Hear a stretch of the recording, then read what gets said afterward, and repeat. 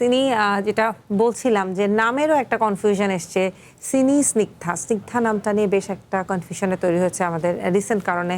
আমাদের কিন্তু ইন্ডাস্ট্রিতে আরও একজন স্নিগ্ধা আছেন যিনি মডেলিং করেন, সম্প্রতি অভিনয়ের খাতায় নাম লিখেছেন এবং তার সাথে নাকি আপনার একটু কনফিউশনের সৃষ্টি হচ্ছে। আপনি যদি একটু বলতেন কি ধরনের কনফিউশন? আমাকে যেদিন এই ঘটনা ঘটে আমি তো জানি না, আমি নিউজ দেখিনি।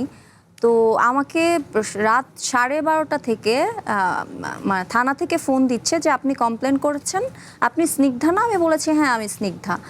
বলছে যে আপনি কমপ্লেন করেছেন আমাদের এই যে আমরা কম্পিউটার সামনে বসা। আমি বলছি যে না আমি কোনো কমপ্লেন করিনি। ওনারা বলছে চিল্লাচ্ছে আমার সাথে, চিৎকার করতে, বলে না আপনি বলছেন আপনি কমপ্লেন করেননি, আমরা কম্পিউটার সামনে বসা 3-4টা কমপ্লেন অলরেডি আপনি করছেন, আপনি বলতেছেন আপনি কমপ্লেন করেন নাই। পরে আমার বলছে আপনি স্নিগ্ধা চৌধুরী না? একদম শেষে তখন আমি বলছি না সরি ভাইয়া, রং নাম্বার, আমি স্নিগ্ধা চৌধুরী না।